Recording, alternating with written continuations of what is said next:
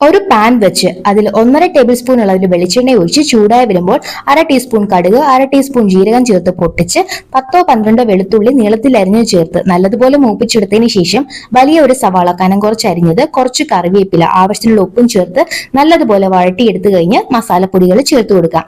1 table spoon മുളക് പൊടി, 1/2 teaspoon മഞ്ഞൾപ്പൊടി, 1/2 ടീസ്പൂൺ ഗരം മസാല, 1/2 ടീസ്പൂൺ മല്ലിപ്പൊടി, 1/4 ടീസ്പൂൺ കായപ്പൊടിയും കൂടെ ചേർത്ത് മസാലയുടെ പച്ചക്കുത്തൽ മാറുന്നവരെ നല്ലതുപോലെ ഒന്ന് മൂപ്പിച്ചെടുക്കാം. കുറച്ച് വാളൻപുളി 1/4 കപ്പ് വെള്ളത്തിൽ നല്ലതുപോലെ പിഴിഞ്ഞെടുത്ത് മസാലയിലേക്ക് ചേർത്ത് മിക്സ് ചെയ്ത് യോജിപ്പിച്ചെടുക്കാം. ലോ ടു മീഡിയം ഫ്ലെയിമിൽ എണ്ണ തെളിഞ്ഞു വരുന്നവരെ കുക്ക് ചെയ്ത് മസാലക്കൂട്ട് റെഡിയായതിനു ശേഷം പിന്നീട് നമുക്ക് വേണ്ടത് 5 കോഴിമുട്ടയാണ്. മുട്ട പൊട്ടിച്ച് ഈ മസാലക്കൂട്ടിലേക്ക് ചേർത്ത് അടച്ചു വെച്ച് ലോ ഫ്ലെയിമിൽ ഒരു 2 മിനിറ്റ് നേരത്തേക്ക് കുക്ക് ചെയ്തെടുക്കണം. ഇനി എല്ലാം കൂടെ നല്ലതുപോലെ ഒന്ന് മിക്സ് ആക്കി എടുത്തതിന് ശേഷം തുറന്നു വെച്ച് ഒരു 2 മിനിറ്റ് നേരത്തേക്ക് കൂടി കുക്ക് ചെയ്തെടുത്തു കഴിഞ്ഞാൽ നല്ല ടേസ്റ്റി ആയിട്ടുള്ള നമ്മുടെ മുട്ട മസാല റെഡി.